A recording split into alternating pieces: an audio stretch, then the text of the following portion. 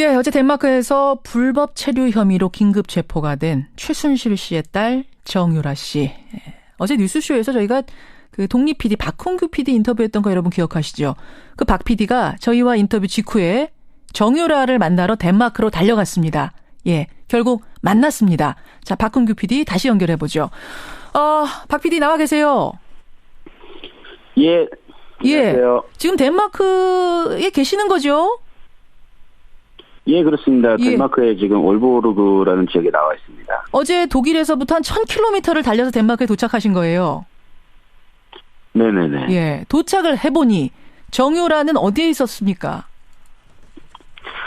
이쪽 이 지역이 올보르그라는 지역인데요. 예. 이 지역에 있는 그 관할 법원인 올보르 그 법원에 영장 심사를 받기 전에 준비하는 법정 안에서 만났습니다. 그러니까 경찰로 이제 체포된 뒤에 가고 나서 지금 이 구금 기간 연장된 요 재판 받기 직전에 만나신 거군요.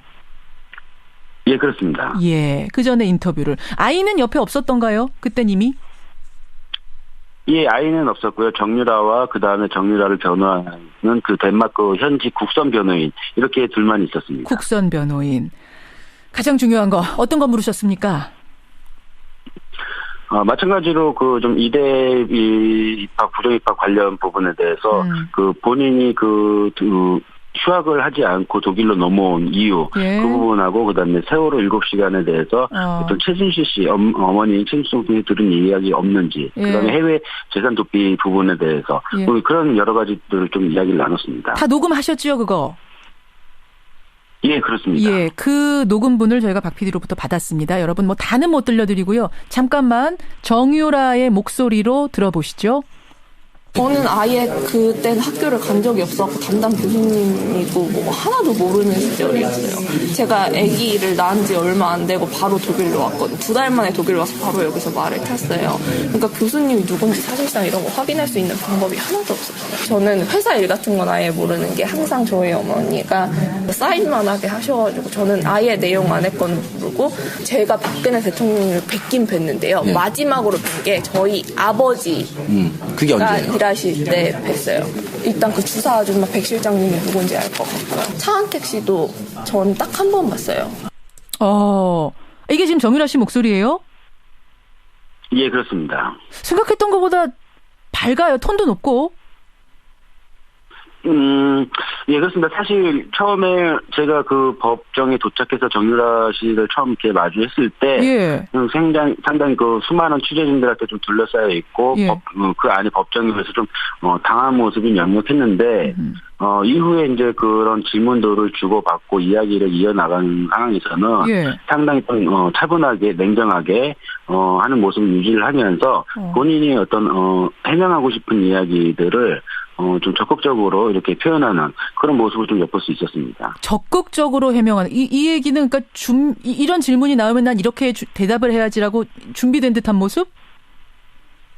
예, 저는 좀 그렇게 느꼈습니다. 왜 그러냐면은 일단 예. 뭐 백 실장이라든가 차은택 법 같은 경우는 사전에 저희가 질문하지 않은 질문임에도 불구하고 자기가 본인이 먼저 이야기를 하면서 해명하는 모습을 보였고요. 그다음에 어떤 이대 그 부분에 대해서도 굉장히 그 당시 상황을 잘 이렇게 설명하는 부분들을 엿보면서는 예. 좀 사전에 이런 부분들에 대해서 본인이 이렇게 해명을 해야 되겠다라는 사전에 어떤 준비, 그렇지 않으면 또 변호사와의 충분한 교감.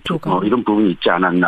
좀 그런 의구심이 좀 들었습니다. 그래서 저 사실은 이게 긴급하게 체포가 됐다 그래서 또 아이도 막 같이 데려오고 이랬다고 해서 상당히 당황하고 뭔가 좀 막 나이도 어리니까 울고 있고 이럴 줄 알았는데 당당하게 담담하게 준비된 듯한 답변을 적극적으로 해명하는 모습에 좀 놀라셨겠군요. 예, 그렇습니다. 예. 지금 질문 내용들을 잠깐 보니까요. 교수님 누군지나 몰랐고 회사 일 하나도 모르고 사인만 했다. 이런 얘기도 들리고 현재 신경도 물어보셨어요? 예. 예, 그렇습니다. 현재 신경이 어떠냐고 가장 먼저 물어봤을 때 예. 아이가 보고 싶다. 아이와 함께 하고 싶다. 그래서 계속해서 아이 이야기를 이렇게 좀 많이 했습니다. 아이를 보고 싶다. 삼성에서 구입해준 말에 관한 질문도 하셨죠? 예, 그렇습니다. 삼성에서 사실상 고가의 말을 구입을 해줘서 현재 정유라가 씨가 있던 집에서 불과 10분 거리에 승마장이 있기 때문에 혹시 그 말을 승마장이 아직 있고 그 말로 계속해서 어떤 승마 연습을 하지 않았나라는 좀 의구심이 있어서 그 말이 지금 현재 남아 있느냐고 물었을 때 삼성에서 나와서 말과 차를 모두 데려간다고 해서 본인은 그냥 그러라고 했고요. 그래서 자기는 현재 본인의 새끼 말과 한국에서 데려온 말 한 필만이 이곳에 있다라고 이야기를 하기도 했습니다. 삼성에서 구해준 말은 차와 말은 가져간 걸로 알고 있다. 삼성에서 온 거라는 건 알고 있어요? 인정해요? 삼성에서 나와서 직접 만나서 본인한테 가져가겠다고 이야기를 했다라고 했습니다. 그래요. 엄마 최순실 씨와의 관계도 혹시 물어보셨습니까? 최순실 씨와의 관계는 사실상 그 본인이 이제 그 미성년자일 때 그 어떤 임신을 하다 보니까는 좀 갈등과 번복이 있었던 것 같습니다. 그 과정이 이제 그러면서 관계가 자연스럽게 나빠졌고, 뭐 흔히 말하는 질풍노도의 시기니까 충분히 반항을 하고 그랬을 거라고 엿볼 수 있는 그런 부분이었고요. 아니 대답을 했어요? 그러니까 엄마하고는 내가 사이가 별로 좋지 않다 이렇게 대답을 했어요?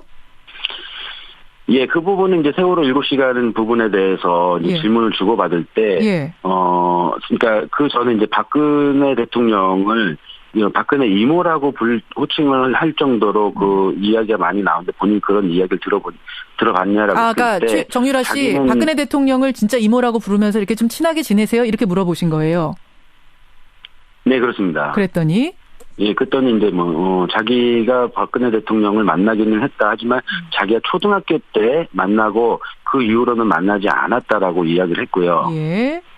세월호 7시간에 관련해서 그러면 세월호 7시간 대해서 엄마인 최순실 씨부터 어떤 들은 얘기가 있지 않느냐라고 했을 때 그때 당시에는 자기가 임신을 하고 있는 시기였고 바로 그 시대 그 임신으로 인해서 최순실 씨와의 관계가 안 좋아서 자기가 그 부분에 대해서는 전혀 알지 못한다라고 이렇게 이야기를 했죠.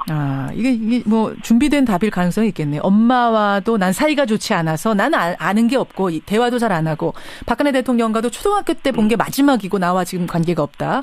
이것도 좀 준비된 듯한 답변 느낌도 드는데 모르겠어요. 기사로만 줄기차게 만나던 이 정유라라는 사람을 직접 본 느낌이랄까요? 인상이랄까요? 좀 인상적인 게 있었습니까? 사실상 지금 정유라 씨가 96년생입니다. 한국 나이로 지금 21살? 그 정도 되는데 저도 그 또래의 조카가 있기 때문에 직접 이렇게 봤을 때, 법정에서 봤을 때는 굉장히 좀 많이 당황하는 모습, 그 다음에 입술이 굉장히 메말라 있어서, 상당히 심적으로 지금 고심이 많이 하고 있고, 고민이 많겠구나라는 모습을 봐서는 개인적으로 좀 안타까운 마음이 좀 들었고요. 그러나 이제 바로 이제 이런 의혹들이라든가 이런 것들에 대해서 질문을 주고 이야기를 받는 과정에서는 또 의외로 침착하게 어떤 마치 준비된 답변을 하는 모습들을 봐서는 사전에 치밀하게 조금 준비되지 않았을까라는 의심이 들고 그다음에 이제 재판이 끝나고 나서 사주 구금이라는 이제 명령을 받고 나서는 이제 소리내서 울면서 소리내서 울었어요. 모습들을 봤을 때 또다시 네네, 흐느껴 울면서 변호사한테 안겨서, 흐느껴 울기도 했거든요. 또 그런 모습을 보면서는, 또다시 무너지는 모습을 보고서 역시 아직 나이가 어려서 이런 상황들을 감당하기에는 조금 힘들어하는 부분이 좀 엿볼 수도 있었어요. 그렇군요. 지금 엄마가 어떤 상태라는 건 다 알고 있죠? 그런 것 같습니다. 계속해서 기사라든가, 그 다음에 한국에서 이경재 변호사하고의 어떤. 엄마 변호인. 그런, 해서 인터뷰 중에, 현재 변호사가 있느냐, 변호사 선임했느냐를 했을 때, 서울에서 이경재 변호사가 도와주고 있다라고 이야기를 했고요. 그래서 제가 묻고자 했던 거는 이쪽 덴마크나 독일에서 변호사 선임했냐라는 질문이었는데 본인이 이제 이경재 변호사가 서울에서 이렇게 도와주고 있다라는 이야기를 해서 서울에서도 이경재 변호사의 어떤 법적 조력을 받고 있구나라는 것들을 이제 감지할 수가 있어요. 알겠습니다. 지금 청취자들이요, 정유라 씨 목소리를 조금 더 들려달라 이런 요청이 막 들어오는데 일단 저희가요. 박홍규 PD로부터 받은 그 녹음 파일 전체를 다시 한번 지금 들으면서 혹시 2부에 시간이 되면요. 밖에 우리 PD분들에게 말씀드립니다. 시간이 되면 정유라 씨의 목소리를 조금 더 들을 수 있는 방법은 없는지 여러분 2부에 준비해놓고 있겠습니다. 의견 감사드리고요. 박홍규 PD 고생 많이 하셨어요. 또 연결하겠습니다. 예, 고맙습니다. 예, 덴마크 현지에 있는 박훈규 PD, 독립 PD를 통해서 정유라를 만나본 그 인터뷰 내용 좀 들어봤고요. 2부에서는요, 여러분. 정유라에게 학점 특혜를 준 류철균 교수, 이인화 교수, 이제 필명이 이인화죠. 이분의 이 사람에 대해서 그 답안지를 최초 공개한 김병욱 의원을 만나겠습니다. 도대체 어떻게 이런 엉터리 답안지가 나오게 됐으며 조교에게 협박까지 할 수가 있었는지 이 뒷이야기 2부에서 함께하죠. 예, 박훈규 PD 만났습니다.